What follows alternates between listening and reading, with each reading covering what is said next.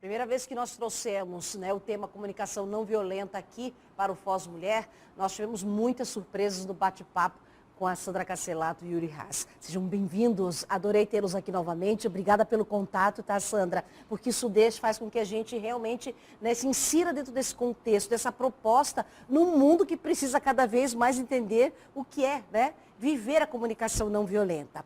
É um prazer estar aqui de novo, Magda. Obrigada pelo convite mais uma vez. Estamos muito felizes de estar aqui em Foz, outra vez. É isso que é importante, fazer com que a comunicação não violenta seja vista como uma ferramenta que a gente pode fazer uso, não é verdade, Yuri? Sim, é uma coisa que eu tenho visto em todo lugar que a gente vai, o impacto e o entusiasmo das pessoas, não importa se é no ambiente organizacional, de alto escalão, ou se a gente está falando de pessoas simplesmente aplicando no dia a dia, abre um campo de possibilidades e de criatividade para lidar com situações que antes estavam muito difíceis e tem sido muito gratificante fazer esse trabalho. Eu também estou muito feliz de estar aqui, muito obrigado por receber a gente aqui outra vez. Recíproca é verdadeira. Sandra, vocês têm trabalhado hoje, eu sei que Foz do Iguaçu é um ponto entre muitos pontos no mapa em que vocês realizam essa atividade, não é? Qual tem sido o público-alvo de vocês? A quem vocês têm conseguido atingir com esse trabalho?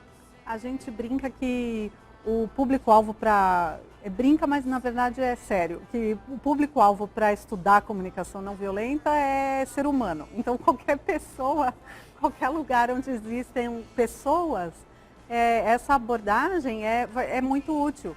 Desde crianças, adultos, não importa a idade, nível sociocultural, econômico, ambientes de empresas, organizações, é muito abrangente assim, a esfera de atuação, né? É uma abordagem que tem muito a ver com relacionamentos, de como a gente se relacionar melhor, desde se relacionar melhor com a gente mesmo, com outras pessoas, relações entre grupos. Então, qualquer ambiente de trabalho, ambientes de ONGs, de organizações, escolas, é muito útil e a gente tem visto transformações muito incríveis assim nos ambientes onde a gente tem estado, coletivos, grupos que estão tentando, grupos diversos, né? Porque o que eu percebo hoje no mundo, outra vez a gente ampliou um pouco o nosso mapa, né? Mas eu vou jogar isso um pouco mais para o Brasil, para a nossa realidade hoje, para falar dessa importância da comunicação não violenta. O que a gente percebe é justamente, a gente muitas vezes não consegue avançar, apesar dos instrumentos estarem aí, apesar do avanço da psicologia para atuar também como coach, enfim, mas tem coisas que não avançam. Talvez seja a comunicação que esteja sendo falha, né? Existe uma questão, talvez muito importante nisso que você está trazendo, de qual que está sendo o papel da comunicação como uma ferramenta, um bloco construtor vamos dizer, uma cocriação que nós fazemos das nossas realidades compartilhadas. E em qualquer ambiente, como a Sandra estava falando, desde o ambiente pessoal, familiar, até o ambiente organizacional, empresa, espaços de estudo, ONGs, tanto faz.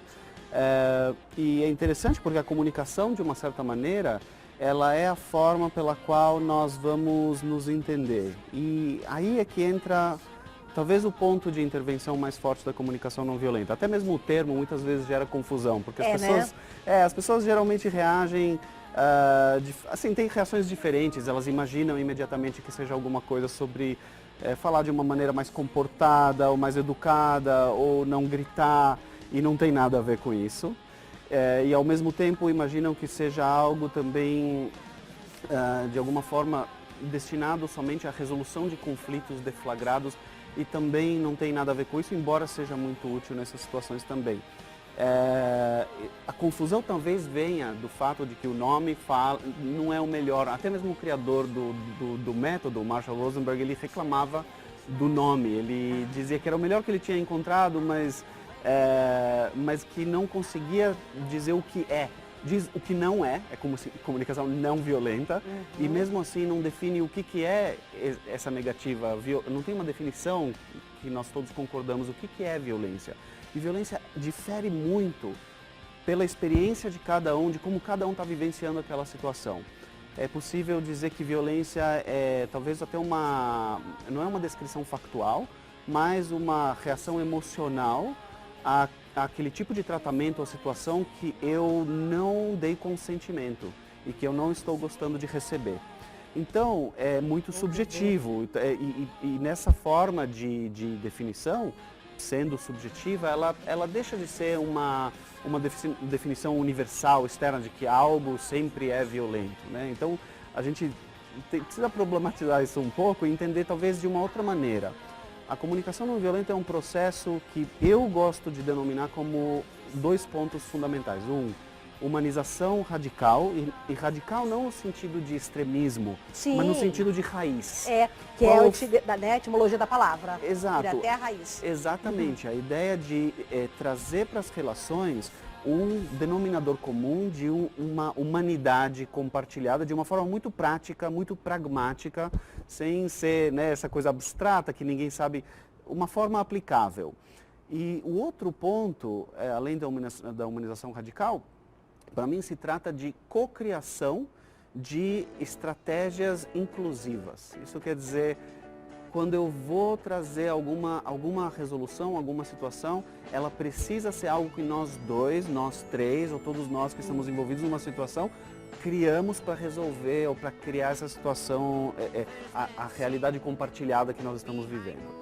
Então esses 2 pontos seriam humanização radical e cocriação. Eu gostei dessa palavra, realidade compartilhada, né? Sandra, se quiser complementar essa ideia, eu acho que é importante a gente falar sobre isso também. Eu acredito que isso tem muito a ver com a gente está lidando com as situações de uma forma diferente, que tem a ver com a ideia de ganha-ganha, de que todos os envolvidos numa determinada situação estão contentes com a realidade que a gente está criando junto, ou que aquilo que a gente está criando, as estratégias que a gente está encontrando para se relacionar, para trabalhar junto, para fazer as coisas que a gente faz em conjunto, essas estratégias são boas para mim, para você e para todos os envolvidos. Então, se não está sendo boa para alguém, está numa situação de ganha-perde. Se alguém não está bem por alguma situação, e aí, em geral, que surgem conflitos, ou se alguém não está bem. E o conflito, nesse caso, ele não é uma coisa ruim, na verdade, porque ele é um sinal de que aquele sistema, onde existem vários elementos, está mostrando que precisa de atualização.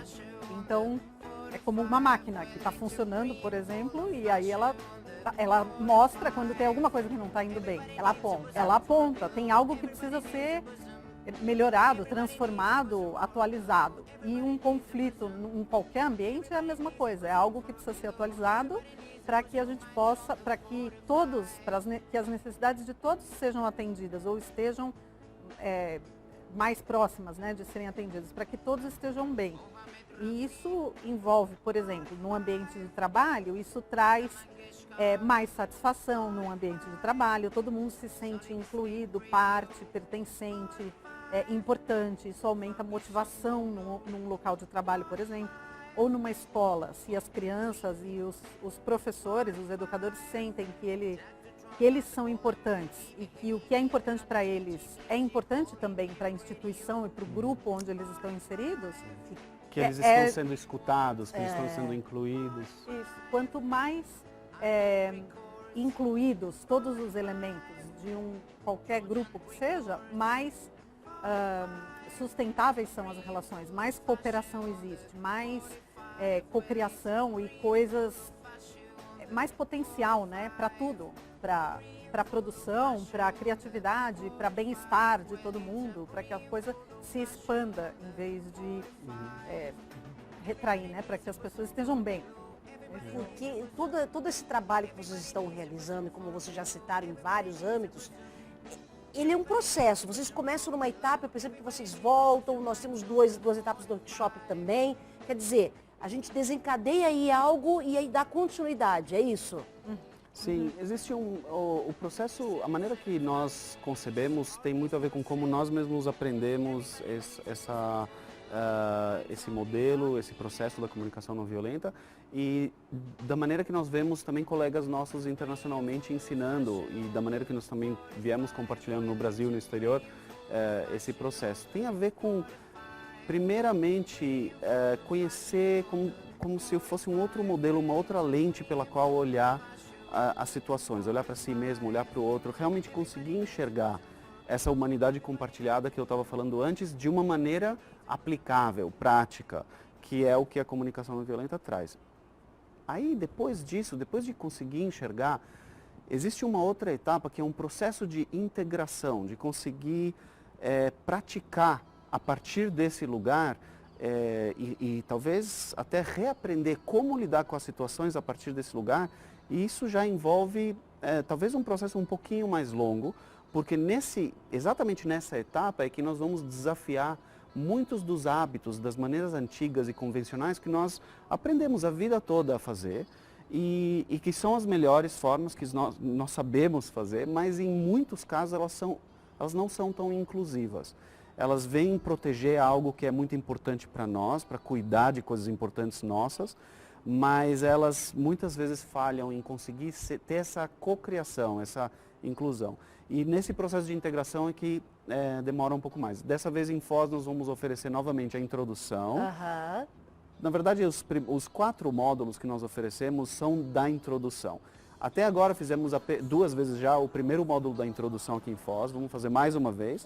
Nessa semana. Esse final de semana agora. E o final de semana que vem, vamos oferecer pela primeira vez em Foz o segundo módulo da introdução, que tem esse percurso de não só aprofundar o conhecimento desse modelo, mas de ir integrando através de prática, ver como é que faz para trazer para uma prática diária, para a maneira de eu pensar, de como eu trago isso para os meus projetos, para a minha organização, para a minha família, comigo mesmo.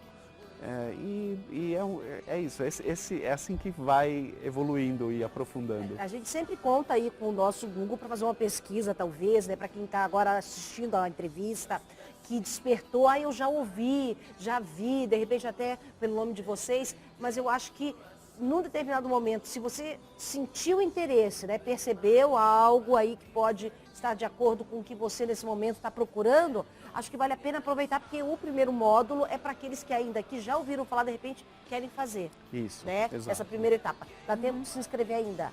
Dá tempo de se inscrever. A gente tem, inclusive, vai aparecer no vídeo já a página de vocês, né? O www.sinergiacomunicativa.com.br. Exatamente. E a gente então vai ser Dia das Mães no domingo, vai começar na sexta-feira à noite, aí sábado o dia inteiro e domingo até o horário do almoço. Tá. Então as pessoas podem almoçar com as mães. Ou as mães podem almoçar com as famílias. Também, Vamos e por que receber não algumas levar a mães. mamãe, né? De repente presenteá-las. Tem mãe que curte, Com hein? certeza. Tem mãe que Muitas. curte. Eu acho que é bem legal, até porque a gente encontra aqui, é sempre muito pique, né? A nossa entrevista é muito curta, é muito rápida para explorar cada vez mais tanto a experiência da Sandra quanto do Yuri e o que eles estão nos trazendo aqui para Foz do Iguaçu. Mas eles são sempre nossos convidados, tá certo? Para estar conosco aqui. Obrigada. E para a gente continuar nessa linha, vou trocar um pouco o nome, daí a gente vai falar então mais de humanização radical, né? Nessa Maravilha. cocriação. Vamos falar mais disso com mais detalhes, tá certo? Tá E você que não acompanhou a entrevista, está perdendo, tem tempo ainda de fazer inscrição, nós temos as nossas reprises para que você acompanhe aquilo que a Sandra e o Yuri nos trouxeram hoje, de repente um complemento da primeira entrevista que eles fizeram aqui no Pós-Mulher. Que o encontro seja breve, tá? Voltem rapidamente. Eu Muito sei que obrigado. o mapa de vocês é grande aí, né? A próxima etapa depois de Foz do Iguaçu vai ser aonde? A gente está indo para... Estamos indo para tantos lugares. Tem vários. também. Temos em BH, Rio de Janeiro, São José e São José dos Campos. Tem Goiânia. Goiânia. Isso, tá E o Yuri acabou de voltar agora da Palestina e esse encontro que a gente organiza lá uma vez por ano, todo ano. Tivemos 150 pessoas participando, entre israelenses, palestinos e internacionais.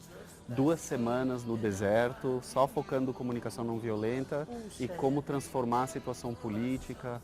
Foi muito tocante, Eu muito acredito importante. que sim. Olha, só de você falar já me estimula a fazer um convite só para você vir falar sobre isso. Só para isso. Eu vou dedicar um para vocês para falar de comunicação não Vamos. violenta e sobre essa experiência que eu acho que vale muito a pena a gente compartilhar aqui com os nossos telespectadores. Nosso tempo esgotou agora, mas você sabe, né? Sempre uma possibilidade de um novo encontro e mais perguntas com novas respostas, porque esse é um tema que vale muito a pena a gente estender e de repente até para um programa inteiro.